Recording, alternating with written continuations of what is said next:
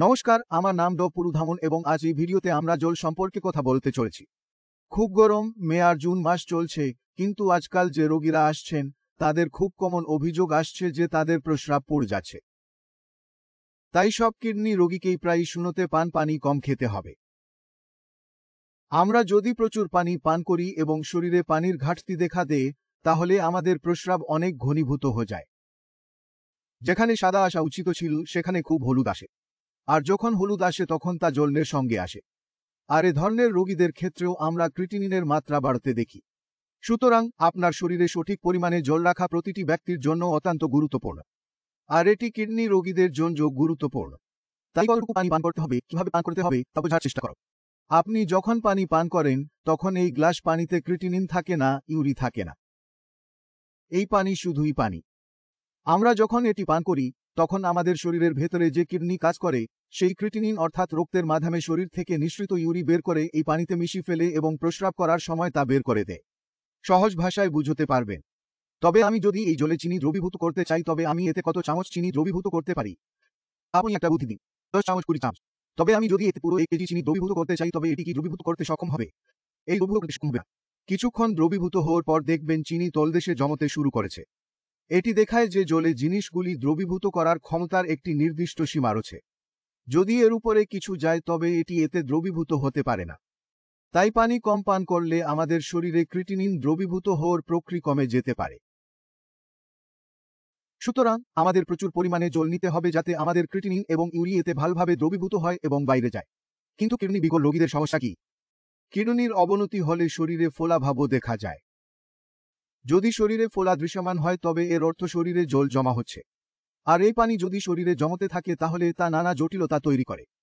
Fluid overloading কারণে BP বেড়ে যায়, হার্টের ওপর চাপ পড়ে।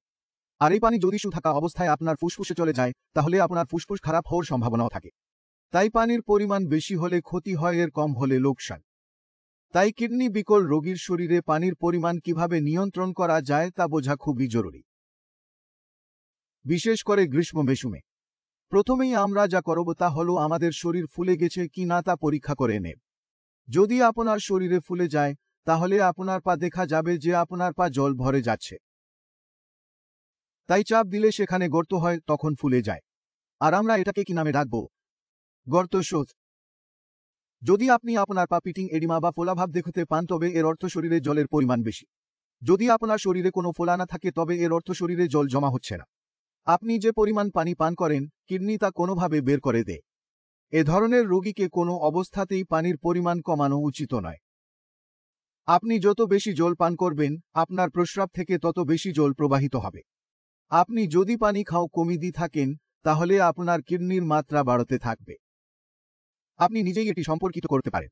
এখন আমরা কিভাবে পানি পান করতে হবে এবং কতটুকু পানি পান করতে হবে তা নিয়ে আলোচনা করব। তাই আমাদের শরীরের নিয়ম অনুযায়ী পানি পান করতে হবে। আমাদের ঈশ্বর আমাদের শরীরে অনেক সেন্সর লাগিয়েছেন। যখনই পানির অভাব হয় তখনই তারা আমাদের বলে যে আপনার জল পান করা দরকার। যেমন ধরুন আমাদের গলা শুকিয়ে গেলে বুঝতে হবে পানির অভাব রয়েছে। আমাদের ঠোঁট যদি শুষ্ক হয়ে যায় তার মানে পানির অভাব রয়েছে। যদি আমাদের মুখ শুকনো থাকে তবে এর অর্থ হলো পানির অভাব রয়েছে। তাই আমাদের পানি পান করতে হবে। কিন্তু কিভাবে পানি পান করবেন তা খুবই গুরুত্বপূর্ণ। আমি যদি কিডনি ফেইলিউরের রোগী হয়ে থাকি তাহলে একসাথে 4 গ্লাস পানি পান করতে পারব না এবং ফলাফল হবে আমার শরীরে পানি জমতে শুরু করবে। কিন্তু আমি যদি আধা গ্লাস পানি পান করি অর্থাৎ 100 মিলিলিটার পানি পান করি, 5-10 মিনিট থামলাম, এরপর আধা কাপ পানি পান করলাম। সামান্য পানি খেলে শরীরে জলাও ভরে যায় এবং এটি প্রক্রিয়াজাত হয়ে প্রস্রাবে রূপান্তরিত হবে। এটি আপনার প্রস্রাবের ব্যাগে আসতে থাকবে। আপনি বারবার এটি বের করতে থাকবেন। এতে ক্রিটিনিনের মাত্রাও কমে যাবে। শরীরে পানির অভাব হয় না। কিডনি বিকল রোগীর জন্য এটি উত্তম। এবার আসা যাক সেই সব রোগীদের কথায় যাদের শরীর ফুলে যাচ্ছে। তারা কি করবে? কারণ আপনার শরীরে পানির পরিমাণ আগের চেয়ে বেশি। পানি কম পান করতে হবে। আধা কাপ পানি পান করতে হবে না, চুমুক দিয়ে পানি পান করতে হবে, যাতে আপনার গলা যা শুকিয়ে যাচ্ছে, আপনার ঠোঁট শুকিয়ে যাচ্ছে, এমনিতেই ভিজে যাবে। পানি পাকস্থলিতে গেলে তা আমাদের রক্তে যাবে, তাহলে ফোলাভাব বাড়বে। এখন আমাদের শরীরে যে পানি জমে থাকে তা দূর করাও প্রয়োজন। তাহলে আমরা প্রথমে কি করব? প্রথমেই আমরা যে কাজটি করি তা হলো খাবারে লবণের পরিমাণ কমিয়ে আনা। কারণ যেখানে লবণ আছে সেখানে পানি টেনে নিয়ে পানি টক রাখে। লবণ হ্রাস ফোলা হ্রাস করে। দ্বিতীয় বিষয়টি হল শরীরে পানি বেশি থাকে। আর আমাদের শরীরের পানি দূর করার অনেক উপায় রয়েছে। প্রথমটি মল, দ্বিতীয়টি প্রস্রাব, তৃতীয়টি ঘাম। প্রস্রাব বের হওয়ার পরিমাণ বাড়ানোর জন্য আমরা মূত্রবর্ধক ওষুধ ব্যবহার করতে পারি। অনেক মূত্রবর্ধক ওষুধ আছে। আপনি লাসিক্স নিতে পারেন, আপনি টাইটো নিতে পারেন। নির্ভর করে কতটা ফোলা আছে তার উপর। যদি ডাক্তার আপনাকে এটি দেয় তবে এটি ব্যবহার করুন, যাতে আপনার শরীরে পানির পরিমাণ সহজেই নিয়ন্ত্রণে থাকে। দ্বিতীয় উপায় হল মল। মলের পাশ দিয়ে গেলে পানি বের হওয়া আসে। পানি কম বের হয় কিন্তু বের হয়।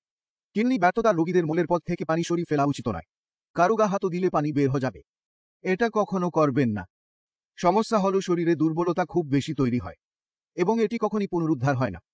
তাই আপনি মলের পথ সরাননি। তৃতীয় উপায় হল ঘাম ঝরানো। ঘাম দূর করলে ঘাম থেকে পানি বের হয়ে যায়। এটি আমাদের শরীরে ফ্লুইড বজায় রাখতে সাহায্য করে। গ্রীষ্মকালে সবাই ঘাম ঝরায়, কিন্তু কিডনি বিকল রোগীদের ক্ষেত্রে এই ঘাম দেখা যায় না। কেন পাওয়া যাচ্ছে না? আমরা পরবর্তী ভিডিওতে এটি নিয়ে আলোচনা করতে পারি। কিন্তু আমরা যদি ঘাম দূর করে ফেলি তাহলে আমাদের শরীরে পানির পরিমাণ নিয়ন্ত্রণে থাকবে। ঘাম দূর করতে আমাদের ব্যায়াম করা উচিত, অথবা গ্রীষ্মকালে বসে থাকতে হবে। এই দুটি বিকল্প আমাদের কাছে উপলব্ধ। কিডনি বিকল রোগীদের ব্যায়াম করার পরামর্শ দেওয়া হয় না, কারণ সে যত বেশি ব্যায়াম করবে তত বেশি পেশির মেটাবলিজম বাড়বে আর ক্রিটিনিনের পরিমাণও বাড়বে।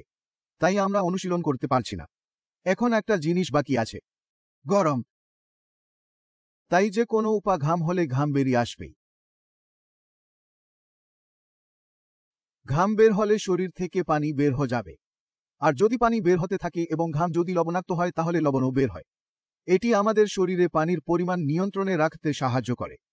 যেসব রোগীর ঘাম হওয়ার বিকল্প নেই তারা কিছুক্ষণ গরম পানিতে বসে এটি করতে পারেন, কিন্তু গরম পানিতে বসলে সমস্যা হয়।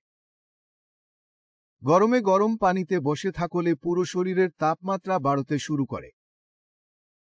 রক্ত খুব গরম হয়ে যায়, আর গরম রক্ত মস্তিষ্কে গেলে তা হিট স্ট্রোক তৈরি করতে পারে। তাই আপনাকে যে বিষয়টি খেয়াল রাখতে হবে তা হলো আপনাকে আপনার মাথা, আপনার মস্তিষ্ককে ঠান্ডা রাখতে হবে। এতে বিষয়টি খেয়াল রাখা হয়।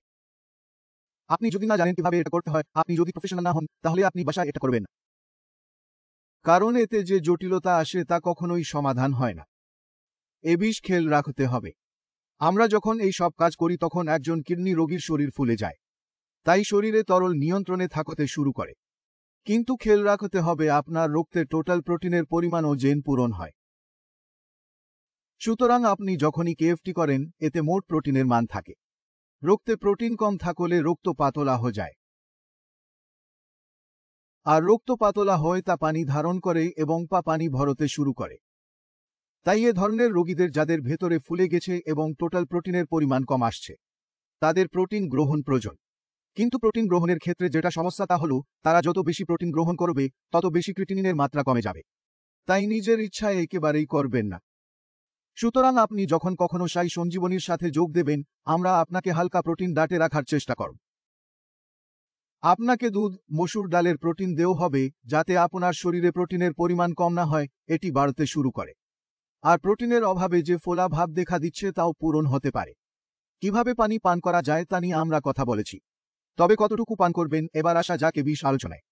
তাই ফোলা না হলে পানি জমে না। সুতরাং আপনি কতটা জল পান করছেন তা আপনার ট্র্যাক করার দরকার নেই।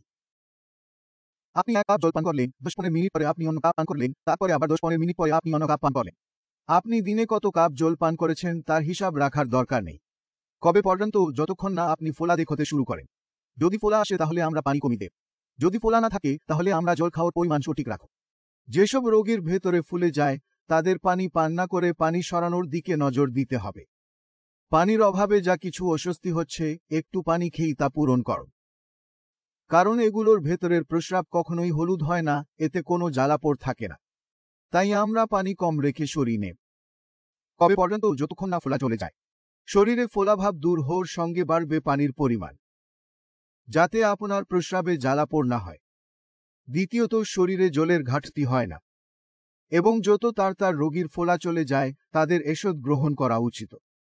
আমি আশা করি যে এই ভিডিওটি দেখার পরে আপনি হাইড্রেশনের গুরুত্ব বুঝতে পেরেছেন এবং এখানে আপনি আপনার শরীরের উচ্চ রক্তে শর্করার পরিমাণ কমাতে কিছু ট্যাবলেট নিতে পারেন এবং ততক্ষণ পর্যন্ত নিজের ভাল যত্ন নিতে পারেন।